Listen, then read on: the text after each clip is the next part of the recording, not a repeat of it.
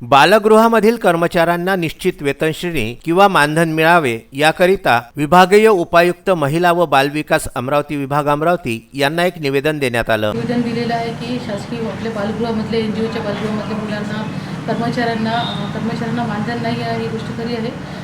परंतु जसं समाज कल्याणच्या धर्तीवर आणि आदिवासी विकास विभागाच्या धर्तीवर काहीतरी मानधन अपेक्षित आहे असे निवेदन मला देण्यात आले आणि आमच्या विभागाच्या वतीने त्यांना वरिष्ठांना सादर करून पाठपुरावा करते।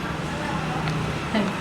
महाराष्ट्रामध्ये फार मोठ्या प्रमाणात बालगृहांमध्ये कर्मचारी हे विना वेतन काम करीत आहेत। उलट महाराष्ट्र सरकारने ज्यांना काम त्यांना दाम अशी घोषणा केल्यानंतर त्याच धर्तीवर आशा वर्कर, अंगणवाडी सेविका इत्यादी कर्मचाऱ्यांना मानधन देण्यात येत आहे। परंतु बालगृहामधील कर्मचाऱ्यांना कोणत्याही प्रकारची वेतनश्रेणी किंवा मानधन दिले जात नाही। मग ते कर्मचारी नाही का, ते कार्य करीत नाहीत का, ते काम सुद्धा करीत नाहीत का, या बाबींचा विचार करून बालगृहामधील कर्मचाऱ्यांना निश्चित वेतनश्रेणी किंवा मानधन मिळण्यात यावे याकरिता पॉवर ऑफ मीडियाच्या वतीने विभागीय उपायुक्त महिला व बालविकास अमरावती विभाग अमरावती यांना हे निवेदन देण्यात आले। महाराष्ट्रातील ज्येष्ठ पत्रकार आणि पॉवर ऑफ मीडियाचे जिल्हा उपाध्यक्ष गजानन मामा देशमुख, जिल्हाध्यक्ष उमेश लोटे, पॉवर ऑफ मीडियाचे दर्यापूर तालुकाध्यक्ष शशांक देशपांडे, विभागीय अध्यक्ष उत्तम ब्राह्मणवाडे, विभागीय सदस्य अमोल नानोटकर, दर्यापूर शहराध्यक्ष सौरभ रहाटे, जिल्हा सदस्य निलेश पारडे इत्यादी उपस्थित होते। याविषयी माहिती देताना गजानन देशमुख यांनी सांगितले। श्री संत गाडगे महाराज बालगृह दर्यापूर ही गेल्या मी 1978 सालापासून चालवत आहोत। मात्र शासनाच्या वतीनं जे मिळते अनुदान त्या अनुदानावर आजपर्यंत आम्ही चालवत आलो होतो।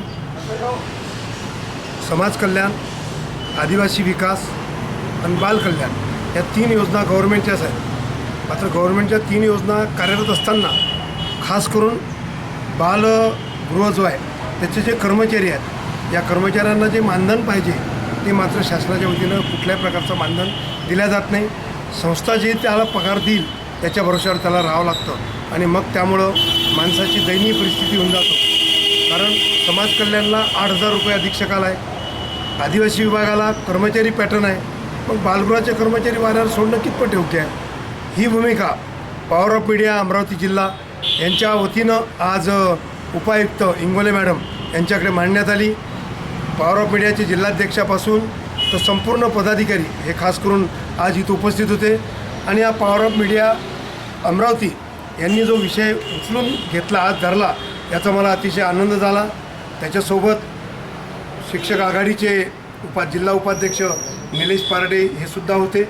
पण पॉवर ऑफ मीडियानं हा विषय उचलून धरल्यामुळे मला अतिशय समाधान झालं की हा विषय आता फक्त दर्यापूर तालुका किंवा अमरावती जिल्ह्यापुरता मर्यादित न राहता हा विदर्भ लेवलवर उचलला जाईल अशी मला अपेक्षा आहे।